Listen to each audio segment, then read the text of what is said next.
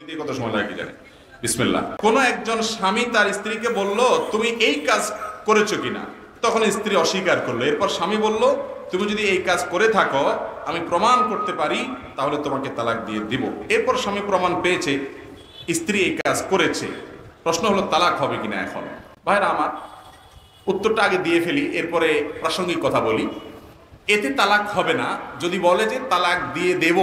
প্রমাণ হলে তালাক দিয়ে দেব বললে তালাক হবে না, কারণ দেব মানে আমি এখনো দেই নেই, তাহলে তালাক হবে না। যদি সে না দেয়, দেব বলার পর প্রমাণ পাইছে, এরপর যদি সে তালাক দিয়ে দেয় তাহলে তালাক হবে। শুধু ওই আগের কথার কারণে কি হবে না? তালাক হবে না। কিন্তু এইটুকু কথার কারণে বউরে তালাকের কথা বলা, এটা ছোট লোকই ছাড়া আর কিছু। তালাকটাকে আমরা অনেকে মনে করি এটা চকলেট আর কি, মনে হয়, মনে চাইলে একটু খুলা গালে দিয়ে দিলাম আর কি। খুব বাজে একটা জিনিস।